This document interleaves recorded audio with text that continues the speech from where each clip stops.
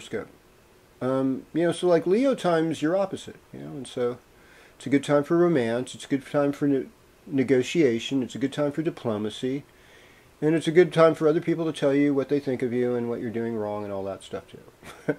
Because in Western astrology they call the seventh house the house of open enemies. Now in Vedic astrology in India and sidereal astrology, we actually say the second and the seventh house are both marakas. They're maraca houses, and it's like kind of funny. They're both dealing with Venus. Well, Venus originally was like the god of war. It wasn't Mars. And I mean, you can, those of you can see it. Do sisters squabble? Oh, heck yeah, they do. You grew up in a rough neighborhood like I do. There are actually girl gangs terrorizing men, mostly other women though, and they do it. So it's like, the human condition is dangerous, is all I want to say. And this isn't in any way misogynistic. I mean, I'm fatherly. I love my daughter. I want her to get as far ahead in life as she possibly can, This is just to say that we need to be real with each other. To acknowledge somebody's potential for good, you have to also acknowledge their potential for evil. And it goes both ways. You can't acknowledge one gender's potential for evil and say, oh, this is toxic, this and that. We'll say, well, let's look at some of the good things so we can save those, because what we want to do is actually come together as equals rather than be separate and caught up in all these dividing issues. It's not to say that there's not privilege. All that does exist, and they do need to be addressed.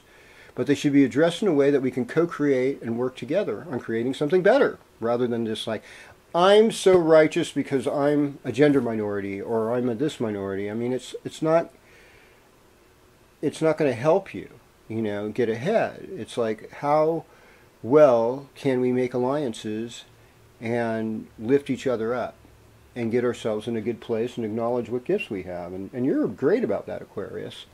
And I think that's what you're all about. I mean, right now you're probably in a more lusty place with Venus and Mars moving into your 8th house. I get that. Everyone deserves to lust a little every now and then, and they shouldn't be put down for it, because lust is a natural tendency. I think, if you had 3,000 eggs for a lifetime versus 3 million sperm a day, you'd probably have a different view on lust. I get that. You'd be more protective and selective, I suppose. So, within your selectiveness and your protectiveness, let's talk about inclusiveness. Let's talk about negotiation. Let's talk about getting it together, that we can have more life and a fun time. That's what we want. More life and a fun time. Okay.